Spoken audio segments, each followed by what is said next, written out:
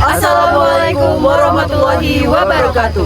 Halo semuanya, perkenalkan kami dari kelompok 2 mata kuliah Ekonomi Sumber Daya dari Paralel 4 untuk memenuhi tugas mata kuliah PBL.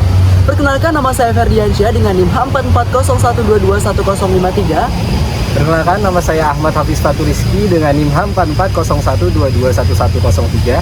Perkenalkan, nama saya Nur Sabrina Kaila Deni Rahmawati dengan NIM H4401222108. Perkenalkan, nama saya Citsara Auliananda dengan NIM H4401221082.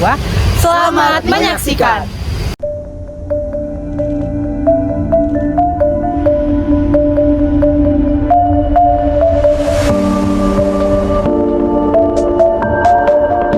Hutan merupakan aset yang sangat berharga dan memiliki peranan yang sangat penting di dalam ekosistem. Hutan menyimpan kekayaan sumber daya alam serta keanekaragaman hayati di dalamnya. Keberadaan hutan yang merupakan common pool resource serta bersifat non-excludable membuat masyarakat dapat dengan mudah mengakses sumber daya hutan. Akibatnya, pemerintah kesulitan untuk dapat membatasi wilayah hutan dikarenakan area yang cukup luas dan diperlukan biaya yang cukup mahal. Dengan mudahnya akses terhadap hutan menyebabkan masyarakat dapat dengan bebas memanfaatkan sumber daya alam di dalamnya. Bahkan dilakukan secara besar-besaran tanpa izin resmi dari pemerintah. Akibatnya, hutan kehilangan fungsinya dan terjadi degradasi hutan yang menyebabkan permasalahan lingkungan. Salah satu contohnya yakni alih fungsi lahan hutan.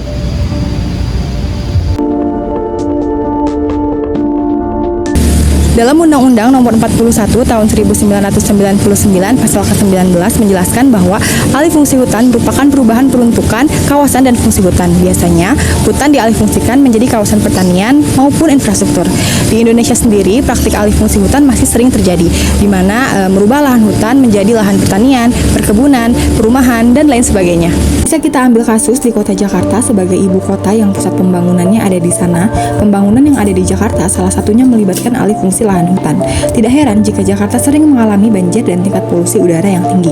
Lalu, bagaimana kabarnya nanti jika ibu kota Indonesia sudah dipindahkan ke Kalimantan yang hutannya merupakan salah satu paru-paru dunia?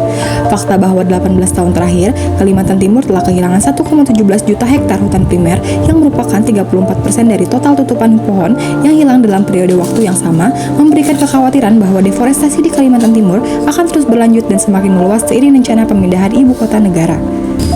Alih fungsi hutan memang ditujukan untuk meningkatkan kesejahteraan masyarakat. Namun jika dilakukan secara terus-menerus, alih fungsi hutan dapat menimbulkan dampak yang dapat merugikan bagi masyarakat dan juga lingkungannya secara luas. Contohnya adalah sebagai berikut.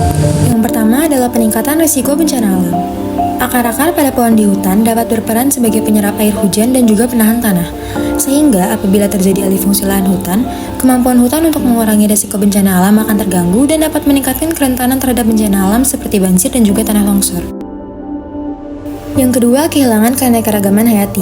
Alih fungsi lahan hutan dapat menyebabkan habitat dari flora dan fauna yang ada di hutan hancur dan akan mengakibatkan adanya spesies-spesies yang kehilangan tempat tinggalnya. Hal ini akan berujung pada hilangnya keanekaragaman hayati di hutan tersebut.